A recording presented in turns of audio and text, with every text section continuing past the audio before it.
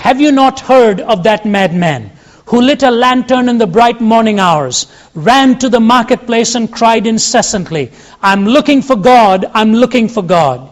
As many of those who did not believe in God were standing together there, he excited considerable laughter. Have you lost him then, said one. Did he lose his way like a child, said another. Or is he hiding? Is he afraid of us? Has he gone on a voyage or emigrated? Thus they shouted and laughed him to scorn. But the madman sprang into their midst and pierced them with his glances. Where is God, he cried. I'll tell you, we have killed him, you and I. We are all his murderers. But how have we done this? How were we able to drink up the sea? Who gave us a sponge to wipe away the entire horizon?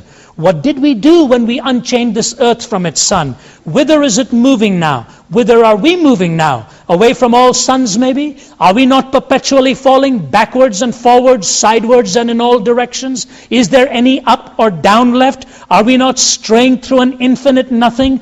Do we not feel the breath of empty space? Has it not become colder? Is not more and more night coming on us all the time? Must not lanterns be lit in the morning?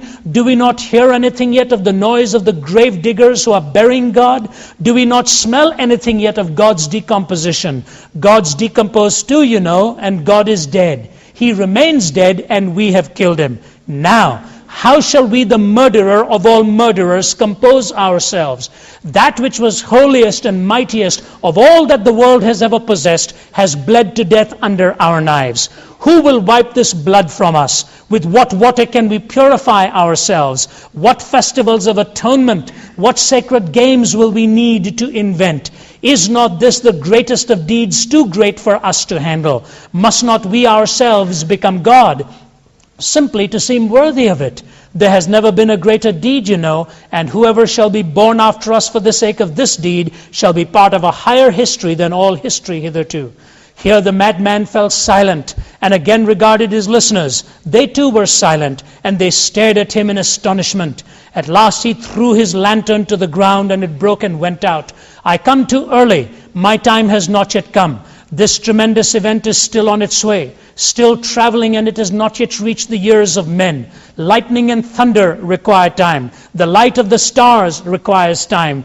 Deeds require time even after they have done before they can be seen and heard. This deed is still more distant from them than the distant stars, and yet they have done it themselves.